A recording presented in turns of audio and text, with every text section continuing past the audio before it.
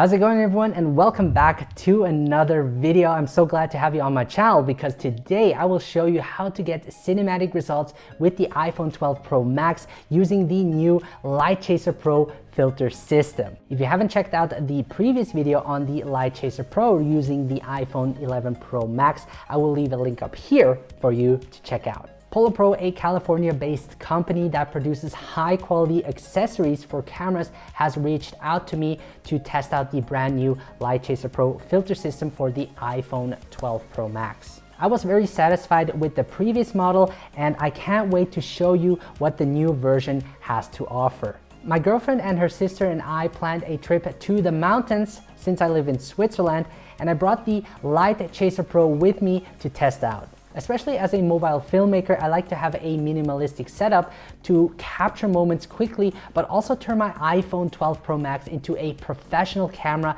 that makes my videos just look more cinematic.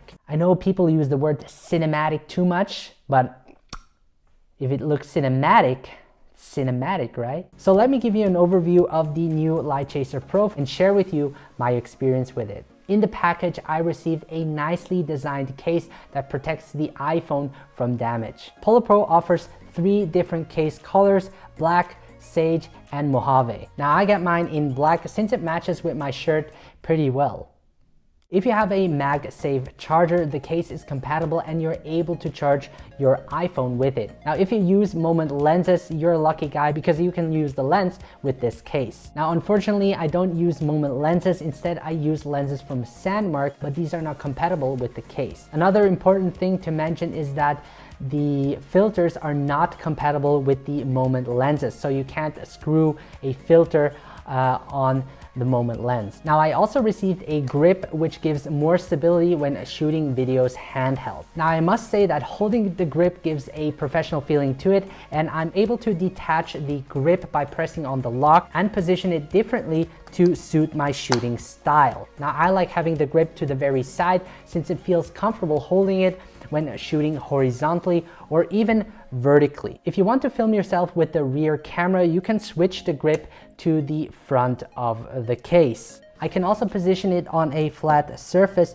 without having it fall. So the grip has 2 1/4 screw mounts, one on the top, one at the bottom, and this allows me to mount the iPhone on a tripod and also add different accessories to expand the setup. I like to use the new included Bluetooth shutter, which can be mounted onto the grip. I can simply turn on Bluetooth by switching this toggle right here. A green light then appears. In the settings, I can simply connect the Bluetooth shutter and I'm ready to go. This is very convenient since I'm able to pair it with the iPhone camera via Bluetooth that allows me to start and stop recording without having to use the touchscreen. This also comes in handy when filming myself alone, where I can trigger the record button from a distance to, make a video or take a picture. The great part is that it's not only compatible with the standard camera, but also with Filmic Pro, which we'll get into later. Unfortunately, what I noticed in Filmic Pro is that for some reason, the Bluetooth shutter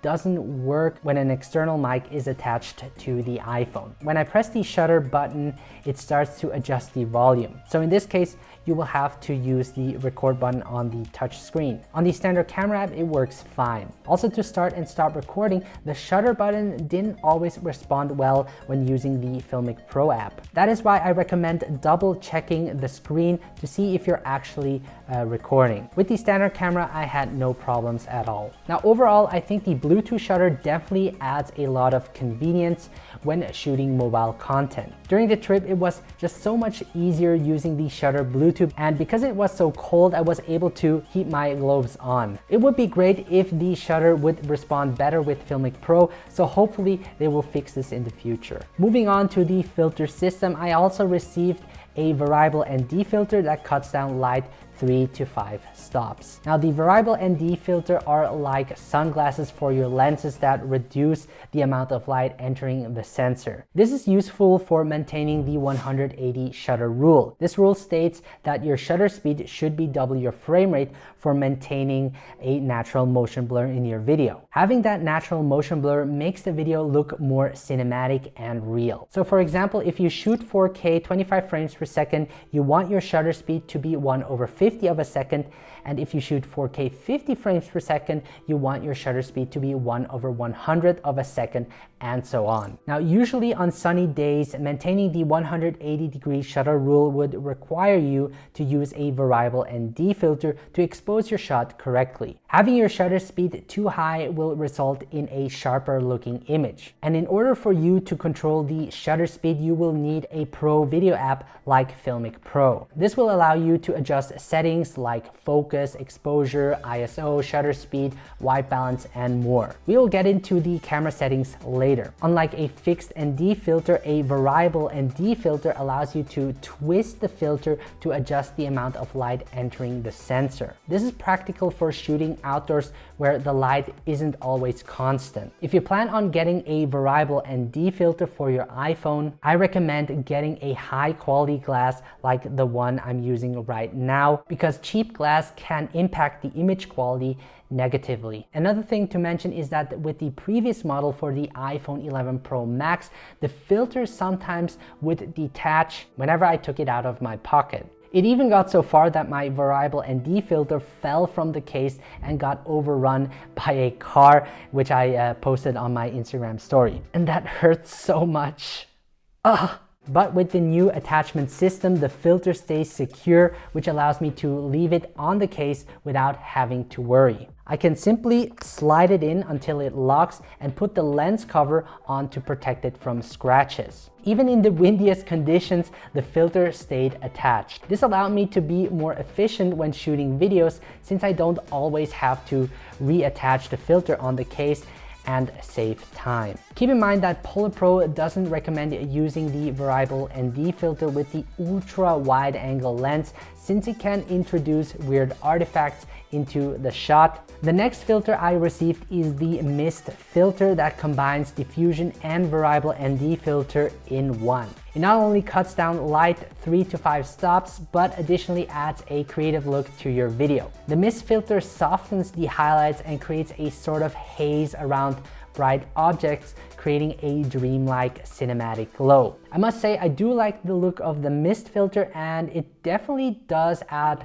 value to the video production. Next, I would like to show you the best Filmic Pro settings for cinematic video shooting with the iPhone 12 Pro Max. As mentioned, you will need Filmic Pro, since that will give you full control over your camera. Once you are in Filmic Pro, set the resolution to 4K, since it has more detail and allows to crop without losing quality when exporting it in full HD. Also, for the encoding rate, I will be using 10-bit, since it will capture more color information, creating an overall higher image quality. In terms of frame rate, I will be choosing 25 frames per second, since I'm in a PAL region. If you're in an NTSC region, choose 24 frames per second. This frame rate will give you cinematic results. Make sure to enable grid lines to set your composition better. I also leave image stabilization on to compensate for shaky movements. Moving on, open the exposure controls by tap holding on the circle.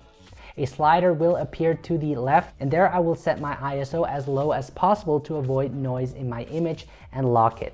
As for the shutter speed, since I'm shooting at 25 frames per second, I will set my shutter speed double my frame rate, which is 1/50 of a second, to get that cinematic motion blur we see in most Hollywood movies. Once set, I lock my shutter speed so that I'm only able to adjust the ISO. As you can see, the image is now overexposed. I can now turn the variable ND filter to cut down the amount of light by twisting the filter until the image is well exposed. You can use the histogram on the bottom that will help you expose your shot correctly. Avoid having too much information on one of the sides. You want the information to spread out evenly. Next is to lock your white balance to avoid temperature changes during the shoot. So these are the settings I use to get the best possible quality out of my phone. Next, I would like to talk about camera movement. I like having movement in my shots. You could go handheld, since the iPhone 12 Pro Max offers great optical image stabilization, and I went handheld a lot of times, and using the grip makes your footage look even more stable. But in some cases, going handheld can be limiting, especially if you want to create more complex movements. That is why I like to sometimes use the DJI OM4, which is a smartphone gimbal that helps reduce the shakiness in your videos. The DJI OM4 has become one of my favorite gimbals since it has a magnetic mounting system that allows me to quickly attach my iPhone to the gimbal and is even powerful enough to hold the case and the filter. While shooting with the litechaser Pro, I had no problems using it with the gimbal. There you have it. As you can see, having those filters can improve or enhance your video. The litechaser Pro is pricey at around $250, but keep in mind that the filters created are made out of high quality glass. There are certainly cheaper options out there for starters. I will leave links in the video description below, but just keep in mind that the glass quality won't be the same and could have a negative effect on the image quality as well as the sharpness of your video. If you're a mobile filmmaker and want to produce high-end mobile content, the litechaser Pro is a really great option. Now, the previous model for the iPhone 11 Pro Max, I actually bought with my own money and have used it ever since. But with the upgraded version, I can really say that Polar Pro has put a lot of thought into it. Now, going on a trip with friends and families and capturing moments at the same time can be very stressful, and that's why having a minimalistic setup is key to creating videos with my iPhone or any smartphone in general, since I can keep it mobile and focus more on the storytelling side. So having this setup made it really comfortable for me to shoot. Now, obviously you won't get the same results as with a DSLR camera, but in some cases filming with a smartphone can be a better choice depending on the budget, the story, and the look you're going after. So hopefully this video was helpful for you guys. Let me know in the comments what you think about the new litechaser Pro. If you're new to this channel, make sure to subscribe so that I can keep creating awesome tutorials for you guys. We have been crushing it lately. This channel is skyrocketing, so thank you so much for your support. Now, if you haven't downloaded my free smartphone filmmaking guide, make sure to grab one for yourself, which will help you find the right gear and help you get started filming quality videos with your smartphone. If you want to know more about filming with your smartphone, here are 2 popular videos that you can check out that you will certainly like. Thank you so much for watching, stay creative, and I will see you in the next video.